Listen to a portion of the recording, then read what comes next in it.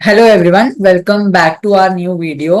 आज we have a guest with us. His name is Ankit Lohia, and I will like to basically introduce him to the audience. He is a chartered accountant, a CA, and a UPSC aspirant. Also, he's a mentor on TopMate, and he has a much bigger LinkedIn follow base. Coming to points, he mentors students very well, and today we are going to discuss about his journey overall. आज we have invited him as it is 21st April and it is National Civil Services Day. जो aspirant था उसका तो उसका experience क्या था उस UPSC exam के बारे में and what he thinks about the nation, ये आज हम जानने की कोशिश करेंगे एंड सीए जर्नी के बारे में भी समझेंगे. सो अंकित भैया, let's start with some fun questions. पहले मैं आपको पूछना चाहूंगा कि सीए में आपको कितने अटेम्प्ट्स लगे और यूपीएससी के आपने कितने एग्जाम्स दिए. ये सवाल हर सीए को पूछते ही है लोग. Yes exactly. सो थैंकफुली मेरे तो केस में सीए मेरा सब कुछ फर्स्ट अटेम्प्ट में ही क्लियर हुआ. कोविड की वजह से हमारा अटेम्प्ट थोड़ा डिले हुआ था सीए फाइनल का, जो मेरा 2020 में था, लेकिन 2021 में इवेंचुअली जब एग्जाम हुई तब मैं क्लियर हो गया. एंड यूपीएससी के केस में आई हैव गिवन 2 अटेम्प्ट्स, 2023 में और 2024. Okay, yes. Great experience. मतलब बहुत लोगों का सीए में हॉल्ट्स आते हैं और लोग फिर भी यस. कोशिश करते हैं. आपका फर्स्ट लेवल में सब हो गया, ग्रेट. तो आपको क्या लगता है, सीए हार्ड था आपके लिए या यूपीएससी था, और जनरली क्या होता है? वैसे तो दोनों एग्जाम्स काफी टफ है, हर एक के अपने अपने पैरामीटर्स रिक्वायरमेंट्स अलग अलग है. वहां पे आपको एक अलग type of examination he different है. बट स्टिल अगर एक स्पेसिफिक पैरामीटर पे अगर हमको बात करनी है कि किस तरह से दोनों में से इवेल्युएट करेंगे, so that is where we see the percentage of result जो हम देखते हैं जनरली, और डिसाइड करते हैं कौन सी एग्जाम कैसी है. जो भी जेई को अगर हम टफ कहते हैं, सीए को टफ कहते हैं, तो उस पैरामीटर पे अगर जज करेंगे तो डेफिनेटली यूपीएससी का पास परसेंटेज जो है वो काफी डेसिमल्स में आता है. And that is where that examination becomes tough, because आपको इतने कॉम्पिटिशन से बाहर पढ़ के निकलना पड़ता है. And also the frequency of exams. CA के एग्जाम्स कुछ टाइम तक 2 साल में 2 बार होते थे. अब लेटेस्ट अपडेट ऐसा है कि साल में 3 बार सीए के एग्जाम्स होते हैं, वर्सेस यूपीएससी के केस में साल में एक ही बार एग्जाम होती है. और वो भी आपको उसके तीनों लेवल, अगर हम सीए के कंपेयर करें तो सीए फाउंडेशन, इंटर, फाइनल, यहीं पे जैसे प्रीलिम्स, मेंस और इंटरव्यू आपको एक बारी में निकालना है. जो अटेम्प्ट की आपने बात कही थी वहीं पे यहाँ पे फर्क पड़ता है. सीए में अगर आपको बीच में अटेम्प्ट लग गए तो भी जहां से आप रुके हो वहीं से कंटिन्यू करना है. But in UPSC you have to get through all of the 3 levels in one single go, तभी आप क्वालिफाइड कहलाए जाओगे. These 2 parameters make UPSC a tougher examination than CA. Right right. आपका यूपीएससी में किस लेवल तक हुआ था? यूपीएससी में मेरा सेकंड, मतलब प्रीलिम्स से मैंने 2 बार दिए थे. 2023 में एक बार प्रीलिम्स दी थी और 2024 में. Okay okay. आपका जो जर्नी है वो दलाल स्ट्रीट सीए का से लेकर राजपथ तक का रहा है. आपने प्रिपेयर तो किया है, बेस्ट दिया है आपका.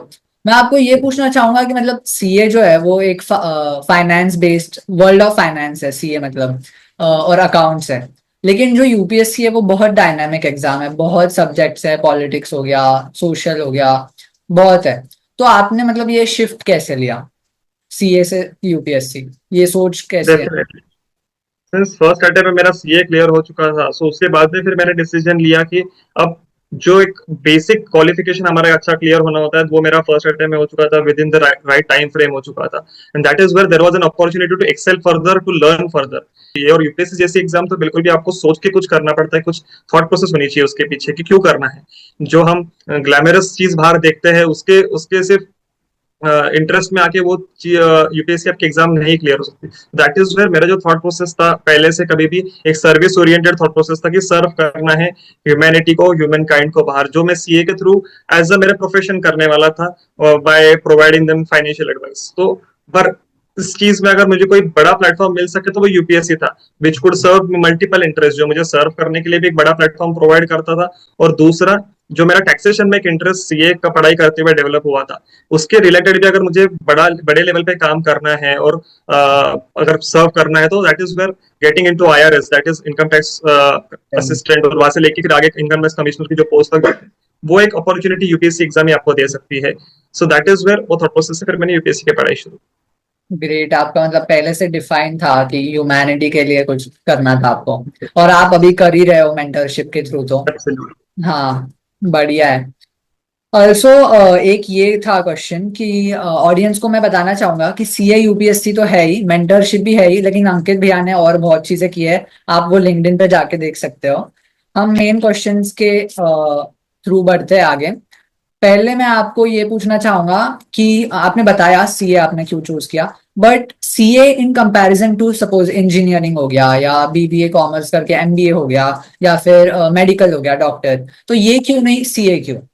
आज से 10-11 साल पहले जब करियर चॉइस लेने की हमारे टाइम पे बात होती थी, तब इतने रिसोर्सेस अवेलेबल नहीं थे और इंटरनेट का भी इतना वाइड एक्सेस कभी नहीं हुआ करता था। तो दैट इज वेयर जो आप प्रैक्टिकली आपका इंटरेस्ट होता है वो, और जो आप देखते हैं आसपास में, उससे आपका इंटरेस्ट डेवलप होता है। So in my case from childhood I had interest in mathematics, number crunching, ये काफी पसंद था मुझे, नंबर के साथ खेलना और सब कुछ।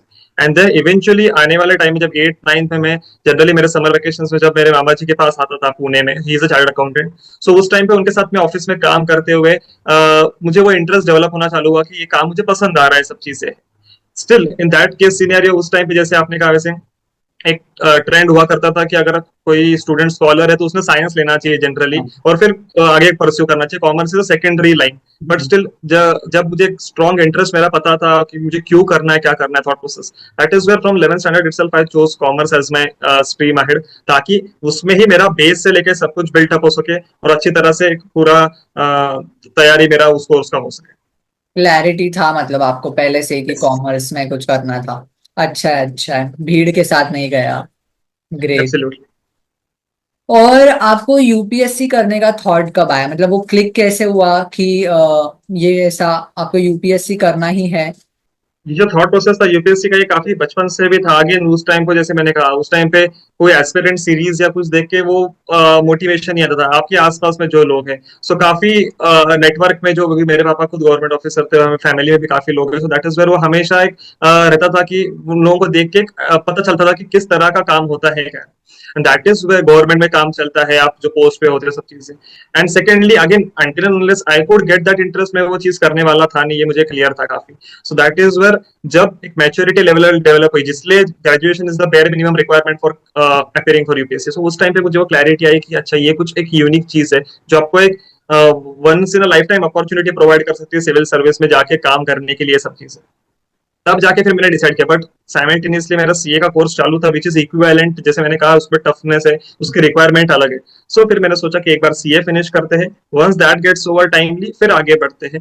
एंड फिर मैंने आगे बढ़ने का डिसाइड किया, और मेरा थॉट प्रोसेस वही था कि जब मैं इनकम टैक्स में जाके काम करूंगा, तो एज अ सीए जब मैं वहां पे जाके काम करूंगा तो बहुत ज्यादा प्रोफेशनल वे में, बहुत ज्यादा टेक्निकली साउंड रहूंगा मैं। भले ही जो भी बाकी ऑफिसर्स बनते हैं, आईआरएस ऑफिसर्स, तो उनको ट्रेनिंग प्रोवाइड की जाती है तो वो सीख जाते हैं, बट स्टिल जो फर्क एक बेस से तैयार होके जो आता है आदमी उससे, और काम करने में, और एक सीए का काम करने की एक तरीका ही सारा प्रोफेशनल होता है, एक्सेल पे काम करना कहो या जो भी चीजें। So that is where I thought मेरी जो स्किल सेट से प्लस इंटरेस्ट है, ये मुझे बहुत अच्छी तरह से सर्व करने में हेल्प करेंगे इन द यूपीएससी पे।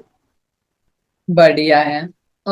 एक क्वेश्चन ये था कि जैसे आपने पहले तो सीए किया, उसके बाद आपने जॉब का नहीं सोचा था शायद?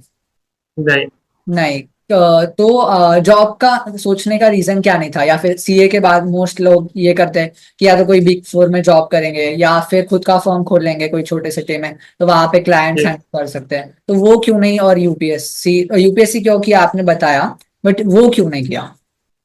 एब्सोल्युटली।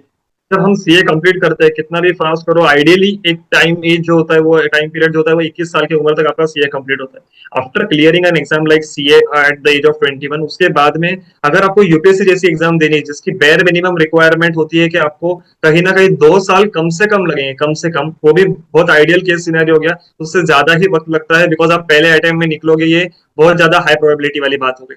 तो दैट इज वेयर 2 अटेम्प्ट, 2 साल अगर वक्त लगना है, तो अगर आप किसी और चीज करके साइमल्टेनियसली करोगे, या फिर वो चीज करके फिर साल भर के आपने वापस रिजॉइन जब करोगे ना, तो वो एज फैक्टर काफी मैटर करता है, बिकॉज फिर आपको आगे आगे डिले होते जाता है, when you look from your professional perspective also, personal perspective also. हाँ। ये एक थॉट प्रोसेस था कि तुरंत कंटिन्यू करना चाहिए। और दूसरा, एक स्टूडेंट बोर्ड एक अलग ही चीज होती है।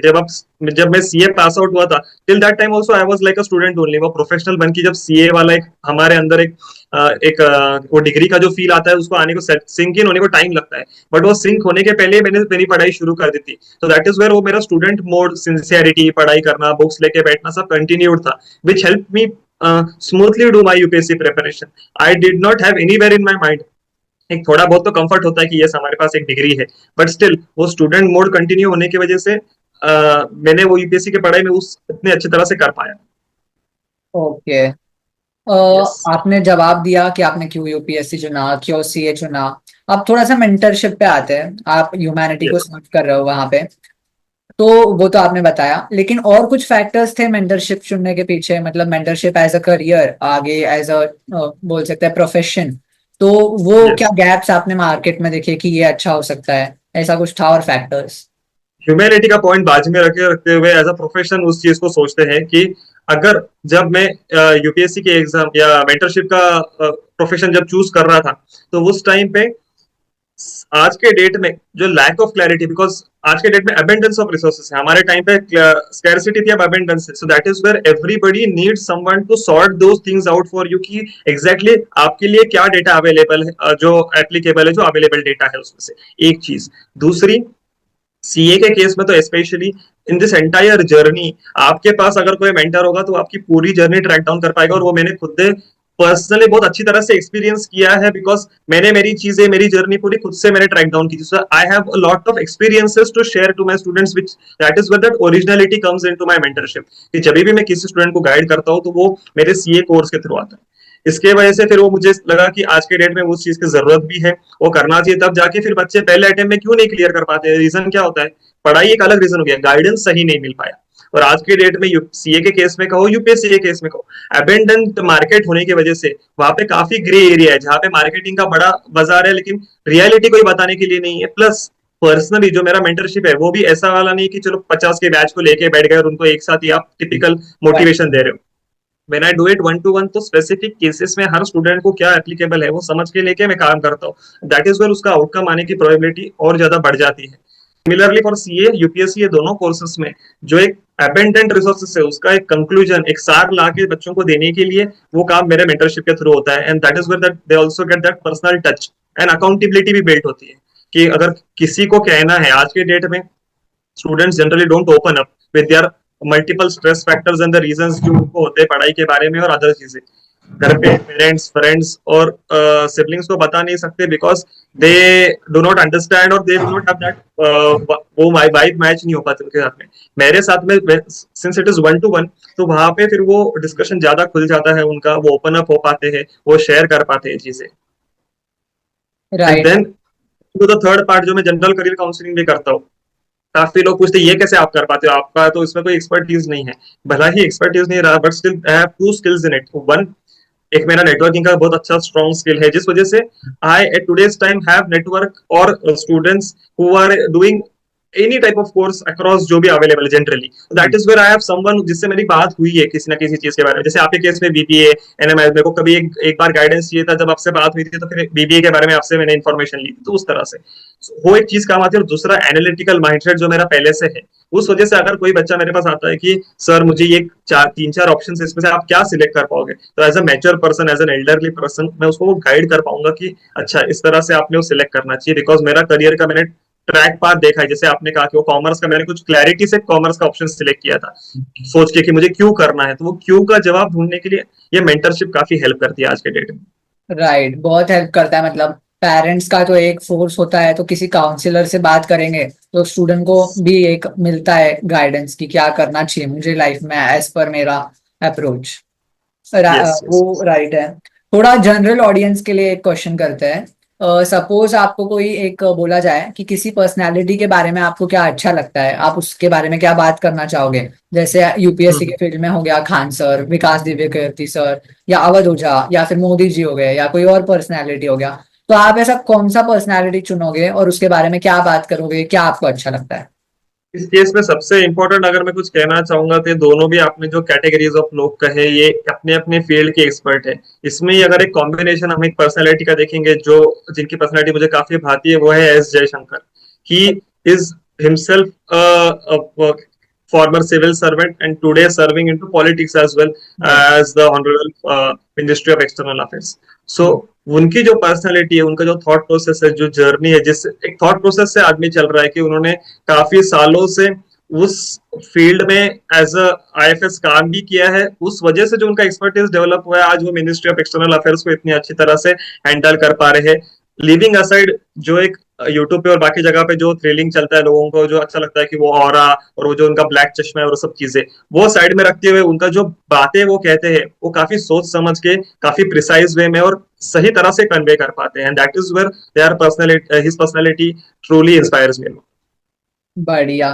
थोड़े एग्रेसिव है वो, लेकिन वो इंडिया के लिए जरूरी है, काम आता है वो। जरूरी नहीं है, because aggressiveness with right use of words हाँ। बिल्कुल अच्छा हो जाता है, बिकॉज फिर आपका थॉट प्रोसेस समझ में आता है। आप चिल्ला नहीं रहे हो किसी पे, आप उनको समझा रहे हो कि अच्छा ये हमारी बात है, अब आप इस पे जवाब देके दिखाओ इस तरह से। Right, right. Next question CA related है। आपकी सीए जर्नी से आपको क्या लर्निंग्स मिली? कुछ यूनिक लर्निंग्स थी? क्या थी वो? Definitely big credit to my UPSC journey also. जो मैं यूपीएससी की पढ़ाई कर रहा हूँ उसका भी सारा बेस सीए के एग्जाम को ही जाता है, मेरे सीए के पूरे जर्नी में जाता है, बिकॉज मैंने उसको जिया है अच्छी तरह से। मैंने कभी भी फाउंडेशन, इंटर, फाइनल ये 3 एग्जाम की तरह से उसको नहीं किया, तो वो पूरे जर्नी को अच्छी तरह से। जब मैं 12th फाउंडेशन में था तो फाउंडेशन की पढ़ाई करनी थी, तब 11th से उस चीज को पढ़ना मतलब बेस से तैयारी करना, एग्जाम को सीरियसली लेने की वजह से रिजल्ट्स अच्छा आने का पीछे का जो लॉजिक होता है वो एग्जाम्स का आपका सीरियसनेस होता है, वो सीरियसनेस अच्छी तरह से मेंटेन करना। थोड़ा एक करेक्शन करूंगा, डेफिनेटली सीरियसनेस से ज्यादा सिंसियरिटी जरूरी है। आज के डेट में क्या होता है, सीरियसनेस मतलब फिर बच्चे टेंशन लेके बैठते। हमें सीरियस नहीं होना है, सिंसियर होना है हमारे पढ़ाई के अंदर। अगर हमें हमारा गोल पता है तो वो अच्छी तरह से, सो वो गोल। बाकी लर्निंग तो डेफिनेटली आर्टिकलशिप नाम की, जो हमारे टाइम पे 3 साल की होती थी, आज 2 साल की होती है, ये जो सीए कोर्स में यूज होती है, that gives you a very wide exposure to corporate world and understanding businesses at a very young age. So उस तरह आप जब चीजों को देखते हो, समझते हो, तो आपको काफी चीजें बहुत अच्छी तरह से बहुत कम एज में देखने मिलती है, समझ में मिलती है, और आपका थॉट प्रोसेस काफी वाइडन हो जाता है। And that proceeded ahead help me in my these learnings and these things help me in my UPSC also।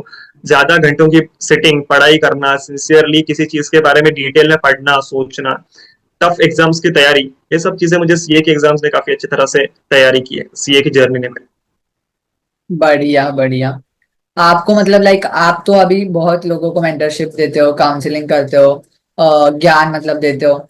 आपको कभी कुछ यस। ऐसा अनएक्सपेक्टेड ज्ञान किसी ने दिया था जिसकी जरूरत नहीं थी, या ऐसे कुछ किसी ने कुछ बोल दिया बिना नाम लिए? क्या बोला था किसी ने कुछ ऐसे? हुआ है कुछ इंसिडेंट? अनएक्सपेक्टेड ज्ञान, वैसे तो जब आप यूपीएससी जैसी चीज करते हो तो हर एक जन आपको कुछ ना कुछ सजेस्ट करना चाहता है, बिकॉज लोगों को, जैसे मैंने कहा ना, वो फील होती है यूपीएससी के बारे में। सो वो जो कुछ भी देखते हैं उनको लगता है अच्छा केबीसी जैसे होता है वैसे यूपीएससी होता है, कि कोई तो सवाल पूछेंगे आपको जनरल नॉलेज का, but UPSC is a very different ball game. So उस तरह से ऐसे काफी चीजें पूछते हैं। बट डेफिनेटली एक अनएक्सपेक्टेड एडवाइस के बारे में मैं कहना चाहूंगा, जो मुझे काफी अच्छी लगी है आज के डेट में, जब मैं कभी भी मेरा करियर पीछे जाके देखता हूँ। मैंने सीए किया, यूपीएससी किया, साथ में मैंने बीकॉम किया, बट मेरे पापा ने मेरे को उस टाइम पे एमकॉम करने के लिए प्रोत्साहित किया था कि भाई एमकॉम भी कर लो। अब उस टाइम पे मैं सीए का कोर्स ऑलरेडी कर रहा था, तो मुझे लगा कि क्या ही जरूरत है, क्यों करना चाहिए, already I am doing a course like CA, MCom से क्या ही फर्क पड़ेगा। बट स्टिल उनके कहने को समझ के लेके मैंने वो कोर्स किया, और आज के डेट में जब मैं पीछे जाके देखता हूँ तो डेफिनेटली वो एमकॉम का मेरा कोर्स 2 साल में खत्म होने की वजह से कॉमर्स ये फील्ड के अंदर मैंने टर्मिनल एजुकेशन जो होता है वो कंप्लीट किया, जो एक बहुत अच्छी चीज हो जाती है। किसी भी हाँ। कोर्स में अगर आप जाते हो तो आपने टर्मिनल एजुकेशन कंप्लीट करना चाहिए, साइमल्टेनियसली क्यों ना हो, ताकि आप आपको आगे जाके, अब जब मुझे एग्जाम्स देने थे ऐसे, UPSC is just one exam, ऐसे सब बहुत सारे एग्जाम्स है जब आप दे सकते हो, जिससे आप सिविल सर्विस में जा सकते हो। वहां पे कभी कभी स्पेसिफिक क्राइटेरिया होता है कि आपको पोस्ट ग्रेजुएट डिग्री चाहिए, even though CA is considered as post graduate, but फिर उसमें कभी कभी क्राइटेरिया आता है परसेंटेज का, कि आपको इतने परसेंट के ऊपर चाहिए, और सीए में तो परसेंटेज जनरली 50% में बच्चे पास होते हैं। तो हाँ। वहीं पे मेरा एमकॉम का 90% मुझे हेल्प कर पाया। मुझे एक बार मैंने एयरफोर्स का फॉर्म भरा था, एफकैट नाम की एग्जाम होती है जिसके लिए आप एयरफोर्स में जा सकते हो। सो वहां पे था कि आपको पोस्ट ग्रेजुएट में 60-70% के ऊपर चाहिए।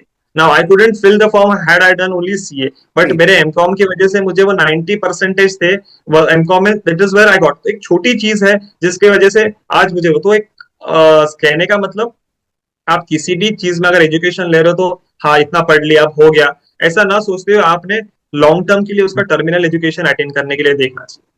ये बहुत ही बढ़िया और बहुत ही यूनिक पॉइंट बोला आपने कि टर्मिनल एजुकेशन किसी फील्ड में कंप्लीट करो। सीए के लिए तो बहुत काम का पॉइंट है कि अगर कुछ और भी करना है आगे जाके फ्यूचर में, यस। तो बहुत बढ़िया।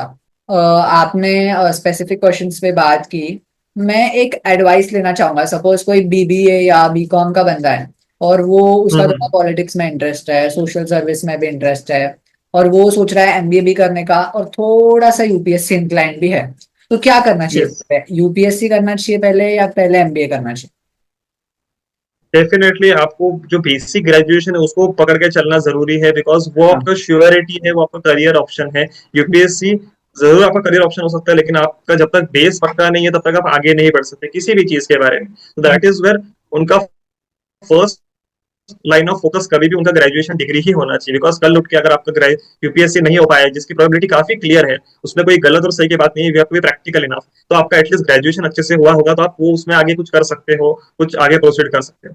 इसके लिए उस पर पहला फोकस होना चाहिए। बट डेफिनेटली उसके साथ में अगर यूपीएससी करना है तो that depends in every case scenario. अगर आप किसी बड़े आईआईएम कॉलेज से एमबीए कर रहे हो तो there are less chances you will get time to do any other stuff. काफी उनका फिक्स शेड्यूल रहता है। वही अगर आप किसी टीयर 2 टीयर 3 कॉलेज से अगर, या जो भी, अगर आपका रूटीन अगर कम ऑक्यूपाइड है बीबीए में, तो आप डेफिनेटली बेसिक्स से शुरुआत ग्रेजुएशन के टाइम से ही कर सकते हो, जिसके अंदर आप चीजें पढ़ सकते हो यूपीएससी के बारे में।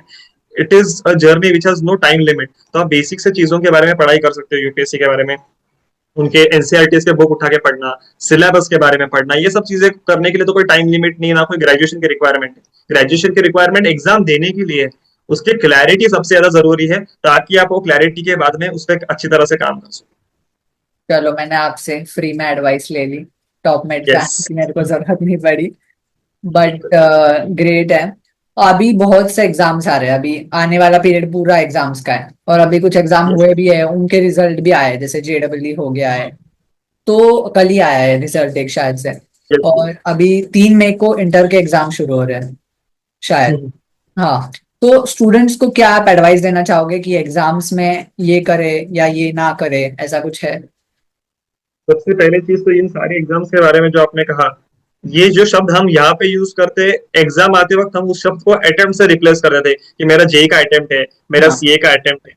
आप जब उसे अटेम्प्ट बोल के देखते हो तो फिर आप उसे चांस बोल के देखते हो कि हाँ हुआ तो ठीक है, नहीं तो नहीं। हम स्कूल में ऐसा कहते थे कि नाइन्थ में मेरा नाइन्थ का अटेम्प्ट है, मेरा 10th का अटेम्प्ट है। हम exam, that is where we use to prepare our best कि एक ही चांस मिलने वाला है भाई, हमको अच्छी तरह से तैयारी करनी। दैट इज वेयर इन सारी एग्जाम्स में भी वो चीजें बहुत जरूरी है कि आपको उसको एग्जाम बोल के देखना है और उसकी तरह से पढ़ाई करना है, तब जाके आप उसका आउटपुट सही से निकाल पाओगे। So this is what CA के बच्चों को भी लागू होता है। मैं हर बच्चे को जब भी मेंटर करता हूँ उनको वही कहता हूँ कि ये जो आपके सामने अटेम्प्ट आया है, don't give it for the sake of, ना तो दो मत। बिकॉज जब आपको पता है रिजल्ट क्या आने वाला, अगर आपकी तैयारी नहीं है तो देख किस होप्स में आप रहने वाले हो। स्टूडेंट को, हर स्टूडेंट को पता होता है उसने क्या किया। That is where exam oriented जो हम बोलते हैं ना पढ़ाई, तो वो एग्जाम की तरह से होना चाहिए, ना अटेम्प्ट की तरह से। बहुत बढ़िया पॉइंट पॉइंट बोला आपने ये भी। मतलब लाइक हम अब जो यंगर जनरेशन अब आ रही है, जेन जी में भी जो आगे आ रहे हैं, मतलब वो सोच रहा है कि हाँ ठीक है, मैं इसके 2-3 अटेम्प्ट दे सकता हूँ, तो थोड़ा नॉर्मलाइज्ड हो गया है पढ़ना। और ये यस। गवर्नमेंट ने भी किया है कि दे सकते हो और अटेम्प्ट दो, हो सकता है। तो ये मतलब एजुकेशन को अभी सेकेंडरी बना रहा है कि धीरे धीरे करते जाओ, तो उसकी वजह से टाइम का भी एक फ्लॉ आ रहा है। बहुत अच्छा पॉइंट है ये भी। अंकित भैया, एज अ मेंटर मैं आपको पूछना चाहूंगा कि आपको लोगों ने बहुत अजीब सवाल पूछे होंगे, जनरली भी पूछे होंगे, जब सेशन चल रहा होगा आपका टॉपनेट का तब भी पूछे होंगे, और कुछ कॉमन क्वेश्चंस भी होंगे। तो आप एक यस। दो अजीब क्वेश्चन और एक दो कॉमन क्वेश्चन बता सकते हो, जो कॉमन मतलब जो हर आदमी पूछता ही है, और अजीब मतलब रेयरेस्ट ऑफ द रेयरेस्ट आया है कोई? आज के डेट में जितना मैंने एक्सपीरियंस किया है, कॉमन क्वेश्चंस में काफी बार बच्चों को बहुत बेसिक बेसिक चीजों से बहुत अफेक्ट हो रहा है students. First and foremost the basic distraction जो उनके हाथ में है, विच इज मोबाइल, एंड उसके अंदर सब कुछ आ गया, सोशल मीडिया, सब कुछ चीजें। सो उससे कैसे बाहर पड़े, ये चीज उनका होता है। दूसरी चीज वो लोग काफी फेस करते हैं, वो है पेरेंटल प्रेशर बोलो या सोसाइटल प्रेशर बोलो, जिसको वो अच्छी तरह से टैकल नहीं कर पा रहे because of lack of communication, lack generation gap और ये सब चीजें। उस वजह से चीजें गलत होने के पीछे का काफी कुछ थॉट प्रोसेस होता है, और उनका चीजें गलत होने के लिए एक कारण बन जाता है।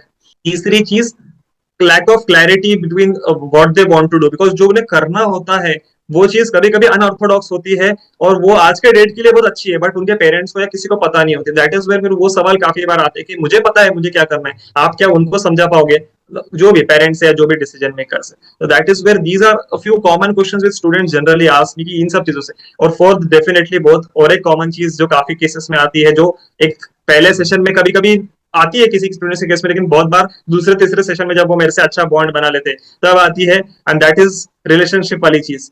कि वो वाली भी चीज बच्चों को काफी खाई जाती है, कि वो एक जो प्रेशर होता है पीयर प्रेशर की है, क्या करूं, करना चाहिए नहीं करना चाहिए, अगर कोई उसमें है तो भी वो पूछता है कि भैया मुझे उससे अफेक्ट हो रहा है नहीं हो रहा है, या हो भी रहा है तो बाहर नहीं पढ़ते आ रहा है। दैट इज ऑल्सो समथिंग जो इस एज में बच्चों को काफी खाई जा रही है वो चीज। और अनएक्सपेक्टेडली अगर आप पूछोगे कि कुछ या फिर कुछ यूनिक किसी स्टूडेंट ने पूछा था, तो परसों के दिन एक एक्सपीरियंस मेरे साथ हुआ।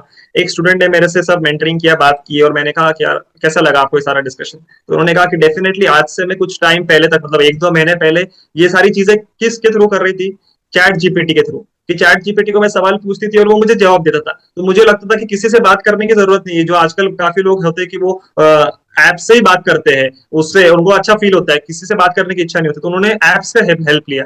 But when the session got over she told me कि वो चैट जीपीटी को इमोशंस नहीं है, इसलिए वो मेरी बात सुन पाता है लेकिन रिस्पॉन्ड नहीं कर पाता, रिप्लाई करता है। आप उसको रिस्पॉन्ड करते हो बाय थिंकिंग ओवर इट, और आप मुझे कह पाते हो, आप मुझ पर ध्यान रख पाओगे। चैट जीपीटी मुझ पर ध्यान नहीं रख पाएगा, जितना सवाल पूछूंगा आप इतने का जवाब देगा।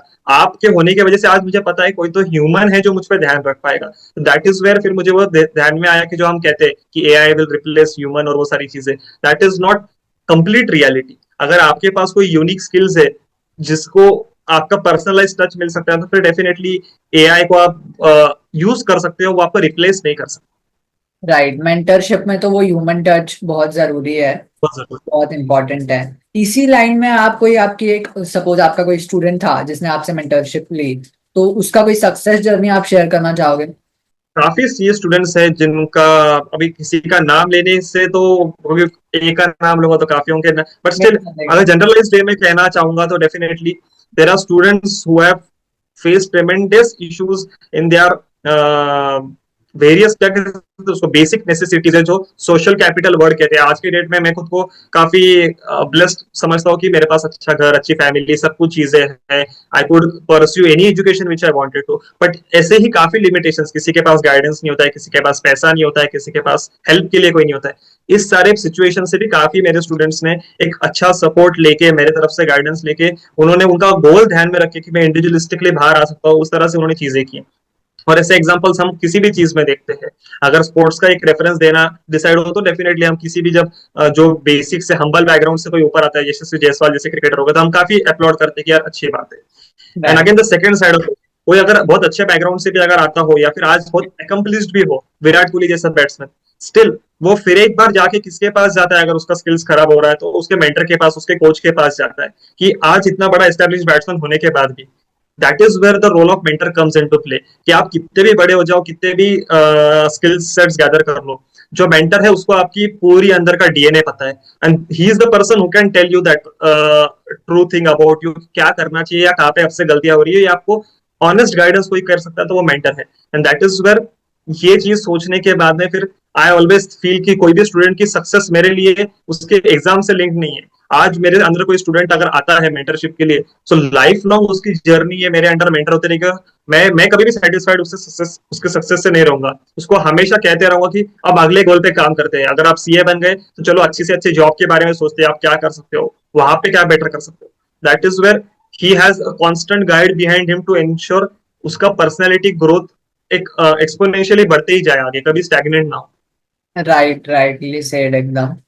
मैं आपसे अंकित भैया थोड़ा सा फन पार्ट रिगार्डिंग ये पूछना चाहूंगा कि यूपीएससी सीए और मेंटरशिप के रिगार्डिंग कोई मिथ्स है जो ऑडियंस कंसिडर करती है, लोग समझते हैं कि ये होता है वहां पे लेकिन ये असलियत में नहीं होता, या ऐसे कोई फन फैक्ट्स है यूपीएससी से रिलेटेड? यूपीएससी का एक फन फैक्ट, डेफिनेटली जैसे मैंने पहले भी कहा था केबीसी के बारे में, केबीसी की तरह सवाल पूछे जाते हैं, ये सब चीजें जो लोग समझ के चलते हैं, तो वैसा कुछ भी नहीं है। केबीसी में काफी स्टैटिक नॉलेज के बेसिस पे सवाल पूछे जाते हैं कि ये इन साल में क्या हुआ था क्या नहीं। यूपीएससी में भले ही उस साल के अगर ऐसे कुछ सवाल पूछे जाएंगे, बट उसके पीछे कुछ लॉजिक होता है, कुछ करंट अफेयर्स का लिंक होता है। दैट इज वेयर वहां पे स्टैटिक नॉलेज काम आता है, यहाँ करंट नॉलेज काम आता है। आपको किसी चीज के बारे में अगर आज डेट में न्यूज चल रही है, तो फिर उसके लिंक वो किसी भी टॉपिक हो, ज्योग्राफी, हिस्ट्री, उसमें सवाल पूछा जाएगा। सो दैट इज वेयर आपको सिर्फ जनरल नॉलेज आके मतलब नहीं है, आपको उसका करंट अफेयर्स का बेस पता होना चाहिए। जिस कारण से यूपीएससी में हिस्ट्री ज्योग्राफी पढ़ाते हैं, लोग सोचते हैं ये क्यों पढ़ना है, तो स्कूल लेवल की चीजें या यूपीएससी में क्यों काम आएगी। जब आप बेस ही नहीं समझेंगे, रीजनिंग नहीं समझोगे चीजों के बारे में कि क्यों कोई चीज हुई है, ज्योग्राफी में हो, हिस्ट्री में हो, साइंस के लॉजिक से हो, वो सब चीजें, दैट इज वेयर यूपीएससी का जो एक जनरल टेंडेंसी होती है लोगों की कि जिस जिस बच्चे का जनरल नॉलेज अच्छा है वो कहते हैं बेटा तो यूपीएससी कर ले तो होशियार है। और अगेन होशियारी का भी, यहाँ पे होशियारी नॉलेज के बारे में तो अच्छी बात है, इफ ही हैज तो एडवांटेज होगा, बट किसी के पास नहीं भी है, अगर सीखने की तैयारी है, लंबे दौर तक पढ़ाई करने की तैयारी की 2-3 साल अगर पढ़ सके, जैसे मैंने कहा कम से कम 2 साल का टाइम पीरियड लगता है, 15 से 18 महीने आपका बेसिक पूरा जो सारे सब्जेक्ट्स है और सारे लेवल की तैयारी है वो सब होने के लिए टाइम लगता है, वो करने की अगर आपकी तैयारी है तब आप यूपीएससी में आ सकते हो। और यूपीएससी के एग्जाम ये सिर्फ वो पोस्ट निकालने के लिए नहीं, तो फिर आपको अगर नॉलेज भी गेन करना है और बहुत कुछ अच्छा कुछ सीखना है जिंदगी में, एक आपका पर्सपेक्टिव वाइडन करने के लिए, सीए के बाद मेरा खुद का यूपीएससी करने के पीछे का one of the reasons was that only कि फाइनेंस के बारे में मैं बहुत एक्सपर्ट हो चुका हूँ, अच्छा सीख चुका हूँ, लेकिन बाकी चीजों के बारे में मुझे पूछोगे तो मैं चुप बैठ जाऊंगा, मुझे कुछ पता नहीं। वही आज के डेट में that UPSC examination has given me an opportunity to open up and talk to anybody, किसी के साथ भी मेरा आइस ब्रेकिंग हो सकता है, बिकॉज हर फील्ड का मुझे थोड़ा बहुत नॉलेज है। सो इसके लिए यूपीएससी के फायदे क्या है, ये जो लोग देखते हैं कि भाई एग्जाम क्लियर हो गए तो आपके पास लाल बत्ती की गाड़ी रहेगी, नौकर चाकर रहेंगे, ये सब बेनिफिट्स हो गए, उसके पीछे का थॉट प्रोसेस समझ के लेना जरूरी है। और सीए के बारे में अगर आप नित कहेंगे तो जनरली लोगों को लगता है सीए तो फिर वो प्रैक्टिस ही करता होगा, वो रिटर्न्स भरता होगा, हर सीए लोगों के पैसों के बारे में मैनेजमेंट करता है, ये सारी चीजें किसी की भी अंडरस्टैंडिंग होती है जनरली। वेरएस आज के डेट में सीए कोर्स करने के बाद में आप क्या कर सकते हो इसके जैसे मैं अगर यूपीएससी क्लियर हो पाता तो आज ऑफिसर होता, आज वो नहीं कर रहा हूं तो भी mentoring, it is not teaching, it is mentoring, अलग चीज है। ऐसे आप सीए कोर्स करने के बाद में भी वाइड वैरायटी की चीजें कर सकते हो, that is where it does not restrict you to job and everything, that is where आप कभी सीए के बारे में अगर सोचते हो, कोई भी स्टूडेंट सोचता है तो उसने इस लॉजिक से नहीं सोचना चाहिए कि नहीं मुझे प्रैक्टिस नहीं करना है, मुझे जॉब नहीं करना है तो मैं सीए क्यों करूं। शायद ये प्रोसेस, पढ़ाई एक चीज होगी एग्जाम्स, बट ये प्रोसेस जो है जो आपको आर्टिकलशिप करते हो, आप सीए के अंडर काम करते हो, 4 लोगों से बात करते हो, पढ़ाई भी करते हो डेफिनेटली 4-5 साल, ये आपको कुछ अलग थॉट प्रोसेस देके जा सकती है, आपके स्किल्स को इवेल्युएट कर सकती है। That is where narrow mindset से सीए करके मतलब नहीं है, आज के डेट में तो for sure there are wide opportunities available. ये भी एक मिथ है जो लोगों का क्लियर होना चाहिए कि अगर सीए करना है तो मल्टीपल अपॉर्चुनिटीज अवेलेबल तो कर सकते हैं। अगेन मैथ्स बहुत अच्छा होना चाहिए तभी सीए कर सकते हैं, अगर मैथ्स वीक है तो क्या, मैथ्स नाम का कोई सब्जेक्ट फाउंडेशन के बाद कहीं सीए में आता नहीं है। डेफिनेटली आपको नंबर का फियर नहीं चाहिए, मैथ्स अलग चीज हो गई, मैथ्स इज ट्रिग्नोमेट्री और वो सब चीजें वो आपको कहीं पे नहीं करना है, वो 10th 12th 11th 12th commerce रहेगा मैक्सिमम इतना ही। नंबर्स का फियर नहीं चाहिए डेफिनेटली, बिकॉज सारा नंबर गेम है, तो अगर किसी बच्चे को नंबर का फियर नहीं है तो कोई बात नहीं, वो अच्छे से मैनेज कर पाएगा और करते करते सीख लेगा। मैथ्स नाम की कोई चीज आगे जाके होती नहीं है, तो इसके लिए मैथ्स के बेसिस पे जो जनरली लोग डिसाइड करते हैं कि नहीं मेरे बच्चे का 9th 10th में मैथ्स अच्छा है तो उसने सीए करना चाहिए, उल्टा भी डिसाइड करते हैं सिर्फ मैथ्स अच्छा है इसलिए सीए करके मतलब नहीं है, यहाँ पे अनगिनत बाकी भी चीजें उसको पढ़नी पड़ेगी, लॉ पढ़ना पड़ेगा, इकोनॉमिक्स पढ़ना पड़ेगा, टैक्सेशन ऑडिट, सब चीजें जिसमें मैथ्स का कोई संबंध नहीं, वहां पे उसका अदर भी स्किल सेट चाहिए, commerce oriented mindset. Greatly greatly आपने बताया अच्छे से कि क्या क्या नेसेसरी है और क्या मिथ्स थे और वो क्यों नहीं है, मतलब क्या उसका रिस्पॉन्स था आपका। और आपने ये भी कहा कि जो यूपीएससी से रिलेटेड आपने बात की वो भी अच्छी थी। एक और आप लोगों को मेंटरशिप दे रहे हो कि उनको क्या करना चाहिए फ्यूचर में अभी, और क्या पास्ट में उनके मिस्टेक्स हुई, क्या लर्निंग्स है उनके लिए, आप बताते हो आपका फ्यूचर का क्या, मतलब आपके फ्यूचर में आपने कुछ सोचा है कि ये करना है, ये आपके फ्यूचर एस्पिरेशंस है, गोल्स है। आज जो मैं चीज कर रहा हूँ डेफिनेटली इसी को long term goal oriented as a profession grow करने का मेरा दिमाग में है, because even though I'm doing this as mentoring as a profession from past 4-5 months, so to say as a professional, but ये चीज as a passion मैं आज से करीबन 4-5 साल से करते आ रहा हूँ, जहाँ पे बच्चों से बात करना, गाइडेंस करना, और जैसे मैंने कहा हमेशा एक मेरा सर्विस ओरिएंटेड माइंडसेट था कि किसी को कैसे हेल्प कर सकूं, mentoring is a kind of help, कि आपके जो कुछ भी नॉलेज है, आज से 2-4 साल पहले जब मैं कुछ सीए कर रहा था उस टाइम पे मुझे जो नॉलेज थी, सीए फाइनल के स्टूडेंट था मैं, तभी भी मैं सीए इंटर और फाउंडेशन के बच्चों को हेल्प करता था, मुझे पसंद आता था वो चीजें करना, बिकॉज मैं वो जर्नी से पास ऑन हो चुका हूँ, तो उनको मैं दो चीजें इजीली बता पाऊंगा और वो उनकी जर्नी इजी कर पाऊंगा। That is where that satisfaction has given me a clarity कि अगर ये चीज के थ्रू मैं मेरा गोल अचीव कर सकूं, विच इज सो टू से अगर उसे कहना है तो 4 आईज, बेसिकली जो मैं मेरे लाइफ गोल के हिसाब से देखता हूँ, basically I want to create a unique identity of myself, जिसके थ्रू एजुकेशन इंडस्ट्री में एक अच्छा इम्पैक्ट क्रिएट कर सकूं मैं, और वो इम्पैक्ट ऐसा हो कि जिससे बच्चे इन्फ्लुएंस हो, और ये सारी चीजें जब हो जाएगी, अगर मैं इम्पैक्ट क्रिएट कर पाऊँ, मेरी यूनिक आइडेंटिटी, और मैं लोगों को इन्फ्लुएंस भी कर पाऊँ, तो definitely the outcome of all of it will be a good income as well, which will ensure that जो एक डाउट रहता है जनरली, अगर ये कर रहे हैं तो जॉब करता तो लाखों की कमाई होती थी, शायद इसमें से भी लाखों की कमाई हो जाएगी, बट जो सेटिस्फैक्शन मुझे इसमें से मिलेगा because of the first three eyes which I told, जो इम्पैक्ट क्रिएट होगा और जो इन्फ्लुएंस होंगे, और मेरी एक यूनिक आइडेंटिटी भी बनेगी एजुकेशन इंडस्ट्री में, because mentoring is a new thing in market, that will give me a long term satisfaction की yes I am working on students. और मैंने जैसे कहा, टीचर्स का रोल कभी कभी शायद से एग्जाम ओरिएंटेशन पे ज्यादा रिस्ट्रिक्ट हो जाता है, मेरे लिए मेरा स्टूडेंट कभी भी, जैसे मैंने कहा, सक्सेस से रिस्ट्रिक्टेड नहीं है, उसके लिए मैं लॉन्ग टर्म उसका एक मेंटर रहूंगा, कि कभी भी उसे कुछ चीज लगेगी तो वो मेरे पास आके शेयर कर सकता है गोइंग अहेड, बिकॉज हमारा वो बॉन्ड इतना अच्छा क्रिएट हो जाएगा over the period, we'll know each other personally. Really really helpful और कमेंडेबल है। लोगों को लगता होगा कि बोल रहे हैं सर्विस ओरिएंटेड, बट एटलीस्ट कुछ चार्ज तो करते होगे डॉक्यूमेंट पे, बट वैसा नहीं होता है, कुछ चीजें होती है जिसके लिए चार्ज करना पड़ता है। एंड जो सर्विस इनिशिएटिव है तो उसमें आपको चार्ज जितना किया उससे ज्यादा ही देंगे ऑफ कोर्स। वो एब्सोल्युटली, आपका सर्विस का कोई मोज service is an intangible thing, तो आप उसको गिन नहीं सकते कि कितना दिया है क्या नहीं, और वो मेरे शब्दों की कीमत है। दूसरा, व्हेन यू पे फॉर इट, तो आपके तरफ से भी इतनी सिंसियरिटी आती है, जब फ्री में हमें कोई चीज मिलती है तो हम भी उसको इतना महत्व नहीं देते। काफी बार ऐसी चीजें होती है कि जो चीजें जो बच्चों के पेरेंट्स भी उनको कहते हैं ना, वही मैं कहता हूँ, बट मैंने पेड मेंटरशिप के थ्रू कहा तो बच्चों को वो बात समझ में आती है, मम्मी पापा तो क्या है, फ्री में बोल रहे हैं, उनका तो काम ही है, ऐसे फर्क पड़ती है। And also it is a consideration for the time I invest for them, think behind it. जब वन टू वन मेंटरशिप करना होता है तो वो हर बच्चे के लिए पर्सनलाइज्ड उसकी सिनेरियो समझ के लो, उसको गाइड करो, और वो राइटफुल भी होना चाहिए, जब वो एथिकल बात है। सामने वाले को मैं पैसे के बदले में आधे घंटे में कुछ बात बताऊंगा नहीं तो उसको अच्छा ही लगेगा, बट उसको फायदा भी होना चाहिए, मेरा हमेशा थॉट प्रोसेस होता है। दैट इज वेयर, जब इतने मेहनत कोई कर रहा है तो उसके बदले में जो कुछ भी कंसिडरेशन वो सामने वाला एक डिसेंट मांगता है, तो that is where we need to pay. आखिरकार स्टूडेंट ओरिएंटेड अगर आप सोचोगे तो भी हजारों खर्चे बच्चे करते हैं आज के डेट में, अगर वो प्रायोरिटाइज सही से कर पाए चीजों को, और कुछ इस खर्चे को ध्यान दे रखा है कि अच्छा जैसे मैं क्लासेस खरीद रहा हूँ, जैसे मैं रहने के लिए खर्चा कर रहा हूँ, खाने के लिए खर्चा कर रहा हूँ, क्यों ना एक मेंटर होने की वजह से मुझे मेरी जर्नी जो है उसको मैं अटेम्प्ट से एग्जाम पे कन्वर्ट कर पाऊंगा, तो कितनी अच्छी बात। करेक्ट है। मैं थोड़ा सा एक जनरल एक और मतलब अपने देश के बारे में पूछना चाहूंगा आपसे, क्योंकि आप यूपीएससी एस्पिरेंट रहे हो। आपको इंडिया के बारे में, भारत के बारे में, हिंदुस्तान के बारे में क्या लगता है कि क्या हो रहा है अभी देश में?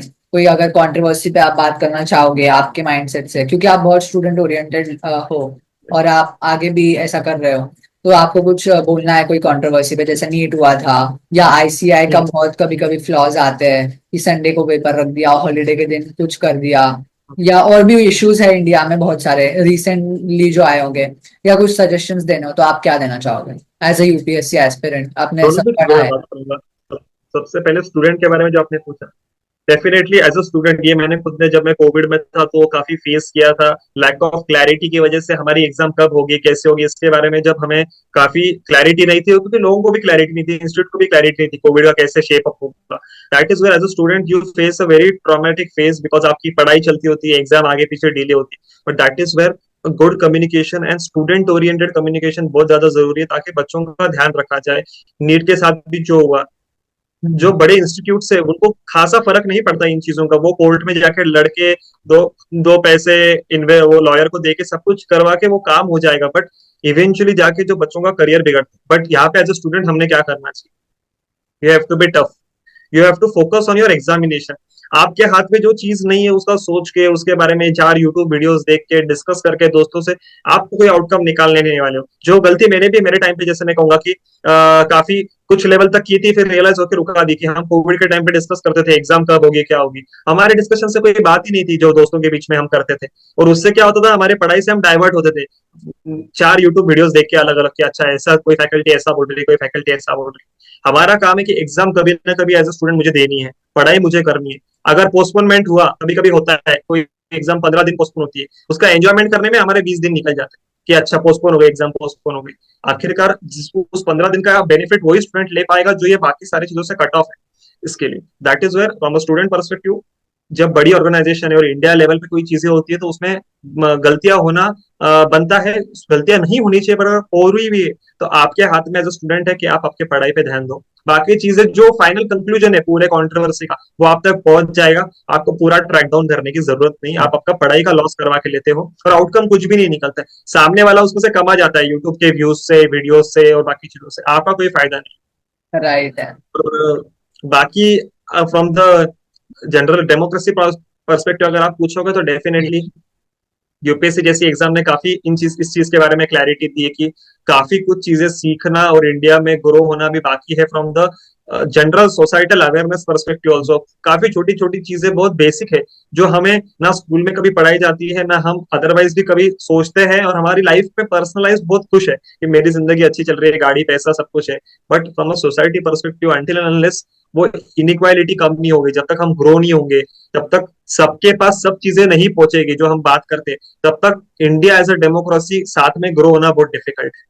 इंडिया का प्रॉब्लम, बाकी भी कंट्रीज डेमोक्रेटिक कंट्रीज काफी सारे, बट वो क्यों ग्रो कर पाते हैं इंडिया कंपैरेटिवली? डेफिनेटली इंडिया का पॉपुलेशन बहुत लार्ज है, उसे मैनेज करना, बोलना आसान है, करना काफी मुश्किल है, but that is where equality matters. जब तक वो इक्वालिटी आएगी नहीं, जिसके पीछे फिर मल्टीपल चीजें जो सोच समझ के लोगों ने डाली हुई है, विच इंक्लूड्स रिजर्वेशन जैसा भी टॉपिक, जिसके बारे में मल्टीपल प्रोज और कॉन्स के डिस्कशन हो सकता है, बट वो इक्वालिटी लाने के लिए वो चीजें थी जो आज तक भी हम कहते आ रहे हैं 75 साल हो गए, अब तो इक्वालिटी आ चुकी होगी। कहाँ इक्वालिटी नहीं है, और उसको वक्त लगने वाला है। अमेरिका से कंपेयर करोगे, अमेरिका 400 साल पहले आजाद हुआ था, हम 75 साल पहले आजाद हुए, that is where it will take time. एक चीज, दूसरा, एंड दैट इज वेयर फिर ये जब जब तक इक्वालिटी नहीं आएगी तब तक जो पावरफुल है फिर वो उनकी मन मर्जी करने के लिए ये होंगे। अब इसमें मैं किसी पार्टी का स्पेसिफिक नहीं कह रहा हूँ, दोनों किसी का भी एग्जांपल ले सकते हो आप। अगर हैदराबाद का रिसेंट एग्जांपल लो, वहाँ पे कांग्रेस का गवर्नमेंट स्टिल वो जो कुछ भी ट्रीज के बारे में सब कुछ और पूरा जो उन्होंने वैनिशिंग किया, that is also very wrong thing. But ये सब समझ के भी हम उस पर कुछ भी नहीं कर पा रहे, ना चर्चा भी नहीं करते। हम तो दूसरे स्टेट वाले, हमें क्या करना है, हैदराबाद में हो रहा है, लेकिन वो तो हमारे कंट्री का पार्ट है। आखिरकार जो कुछ एनवायरमेंटल इम्पैक्ट होगा पूरे कंट्री को फेस करना पड़ेगा।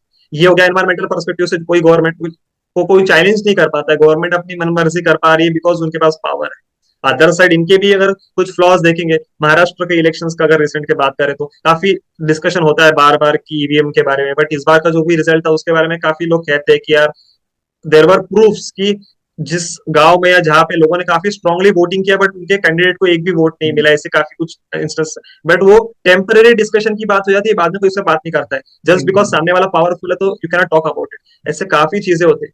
इसका कंक्लूजन यही है कि हमें हमारा बोलना बंद नहीं करना चाहिए, चर्चा करते रहना चाहिए, डिस्कस करने में तो कोई हर्ज नहीं है पॉजिटिवली, जैसे आप भी आपके चैनल के थ्रू बहुत अच्छी तरह से बहुत चीजों के बारे में एक्सप्रेस करते हो, बात करते हो। That is where we have that freedom. अगर अच्छे ढंग से कोई चीज की जाती है, कही जाती है, तो सामने वाला उसे कोई गलत ढंग से लेने की बात आती नहीं है। You are giving a constructive feedback जो आपको लगता है।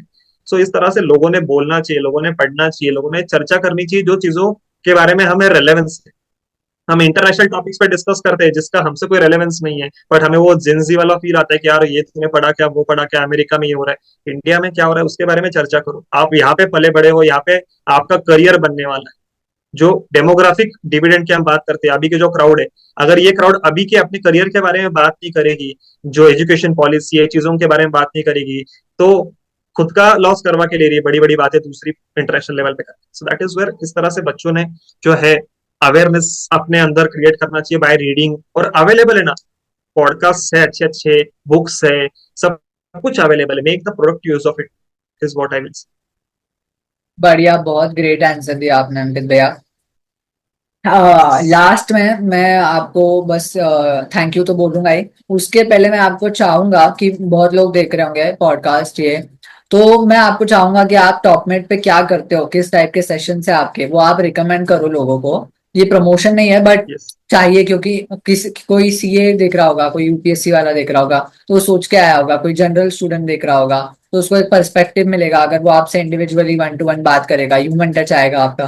तो आप क्या क्या करते हो, प्लीज आप रिकमेंड करो। तो बेसिकली टॉपमेट एक वेबसाइट है जिसके ऊपर मैंने मेरा एक प्रोफाइल बनाया है। So that is where the उसका जो लिंक है that is www.topmet.io/Ankit_Lohia।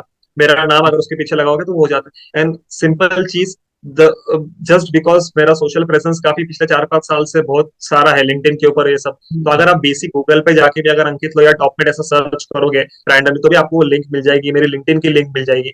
So you can reach out to me from any of the source and further talk to me about what help do you need, and then accordingly you can proceed ahead. और किसी को directly भी book करना है तो टॉपमेट की जो मैंने वेबसाइट कही, वहां पे अगर आप जाओगे तो काफी सेल्फ एक्सप्लेनेटरी सब चीजें वहां पे है। First and foremost there are various tabs related to CA, कि अगर आपको सीए इंटरमीडिएट गाइडेंस चाहिए तो आप वहां पे जाके सेशन बुक कर सकते हो। आधे घंटे का एक सेशन आइडियली होता है, 1-to-1 सेशन, जिसके लिए आपको सेशन बाय सेशन कॉस्ट पे करना है, बुक करना है, टाइम स्लॉट है वहां पे, सब कुछ एक कन्वीनियंट मोड है। टाइम स्लॉट बुक करो, टाइम पेमेंट करो, और आपको मीटिंग की लिंक आती है, गूगल मीट की लिंक, और फिर हम मिलकर डिस्कस करते हैं। एंड अकॉर्डिंगली फिर आने वाले टाइम में जैसे रिक्वायर्ड है वैसे फॉलोअप्स लेते रहता हूँ मैं बच्चों का, if it is a case of follow up जो जनरली होता है। और कभी कभी सिंगल सेशन वाली बात होती है जब जनरल करियर काउंसलिंग होती है। सो इन दैट केस ये सब देखते हुए सीए के बारे में, हर सीए फाउंडेशन, इंटर, फाइनल, इसके बारे में स्पेसिफिक टैब्स मैंने वहां पे बना के रखे। फिर आर्टिकलशिप के बारे में भी गाइडेंस है। पोस्ट क्वालिफिकेशन भी, अगर आप सीए बनते हो उसके बाद में आपको जॉब चाहिए, उसके लिए इंटरव्यू की तैयारी, ये सारे प्रोसेस में आपको कभी रेज्यूमे बनाना है तो उसके लिए यूपीएससी का गाइडेंस का एक अलग से टैब है। जनरल गाइडेंस के लिए एक अलग से टैब रखा है मैंने, जिसमें आपको जनरल करियर काउंसलिंग चाहिए। ऐसे स्पेसिफिक टैब्स है जहाँ पे जाके आप सिलेक्ट करके सर्विस अवेल कर सकते हो। सेशन टू सेशन पे करना है आपको। Basically that is where it also becomes convenient. आज के डेट में भी कहीं पे अगर बाहर मेंटरशिप के जो प्रोग्राम्स मिलते हैं वो एक स्पेसिफिक एग्जाम या अटेम्प्ट के लिए मिलते हैं कि इस एग्जाम को हम क्लियर करवा के देंगे। बट मेरे केस में मैंने उसको सेशन टू सेशन रखा है बिकॉज कस्टमाइज्ड है, पर्सनलाइज्ड है। किसी को 5 लगेंगे, किसी को 10 लगेंगे, depends.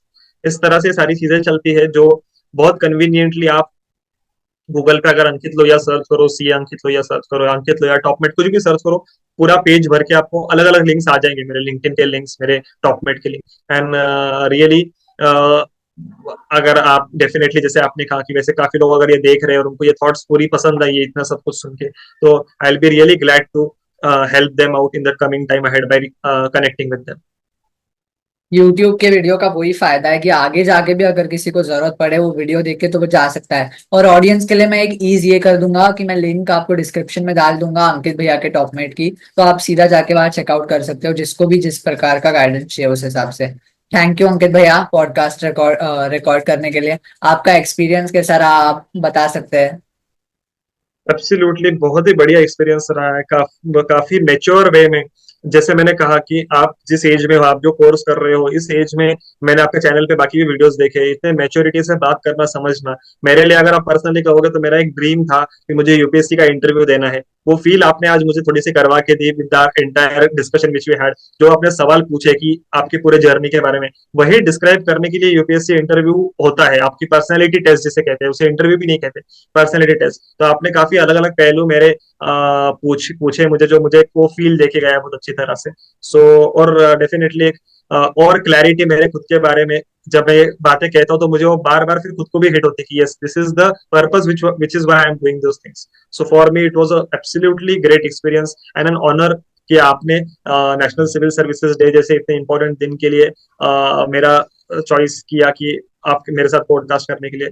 So definitely thank you so much. And इसी तरह से एक बहुत बढ़िया, बहुत अच्छा इंसाइटफुल कंटेंट रेगुलर बेसिस पे आप बनाते रहो। डेफिनेटली आप जब सोशल मीडिया पे कोई भी कंटेंट बनाते हो, जैसे आपने कहा, आपका कोई भी कंटेंट अगर एवरग्रीन है, जो आपका जनरली होता है, तो वो लाइफ लॉन्ग आपको कभी भी हेल्प करे, किसी भी आपके व्यूअर को। आज ये पॉडकास्ट आज से कोई 2-4 साल बाद भी देखेगा, कभी भी देखेगा, तो उससे वो फायदा होगा, बिकॉज चीजें तो वही होने वाली कम ज्यादा। थॉट प्रोसेस तो किसी के लिए भी काम आएगी। दैट इज वेयर हम जो तैयार करते हैं कंटेंट जिसे कहते हैं, उसका वैल्यू डेफिनेटली बहुत ज्यादा है because of the evergreenness and the इंसाइटफुलनेस।